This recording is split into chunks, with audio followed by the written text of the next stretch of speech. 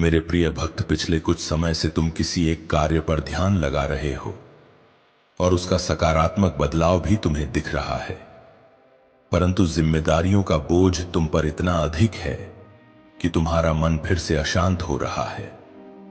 मैं जानता हूं कि यह समय बहुत ही कष्टम रहा है। तुम्हें कहीं से भी मानसिक शांति नहीं मिल रही है। तुम कुछ भी करके इस स्थिति से बाहर निकलना चाहते हो।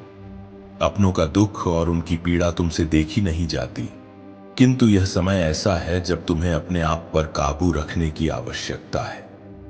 मेरे प्रिय भक्त, यह समय बहुत ही शुभ है। अभी तक तुमने हर विपत्ति का सामना किया है। कुछ समय और धैर्य रखो और एक ही दिशा में आगे बढ़ते रहो। तुम्हारी मंजिल तुम्हारी प्रतीक्षा कर रही है। घबराओ मत, तुम बिल्कुल सही दिशा में आगे बढ़ रहे हो। किसी भी मोड़ पर अपने मार्ग से मत भटकना। मैं तुम्हारे साथ हूं।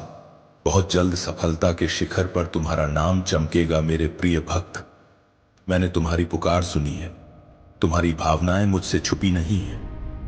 मैं जानता हूं कि तुम्हारे मन में एक उलझन है। आज मैं उसी का समाधान लेकर आया हूं। तुम किन विचारों में खोए हुए हो? तुम्हारा मन इतना व्यथित क्यों है? तुम यही सोच रहे हो, मैं यहां हूं, सुन रहा हूं कि तुमने मुझसे जो मांगा था वह अब तक तुम्हें क्यों नहीं मिला।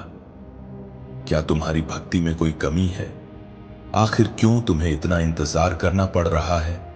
और कब तक तुम यह दर्द बर्दाश्त करोगे? मेरे प्रिय भक्त, तुम्हारी प्रार्थनाएं मुझ तक पहुंच रही हैं।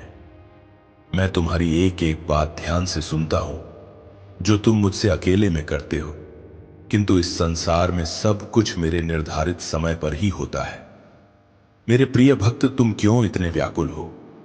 क्यों तुम इतने अधीर हो रहे हो? जो भाग्य में है वह तो तुमसे कोई नहीं छीन सकता, किंतु तुम्हारा मन और कर्म इतने निश्चल हैं कि जो तुम्हारे भाग्य में नहीं है वह भी मैं तुम्हें दूंगा।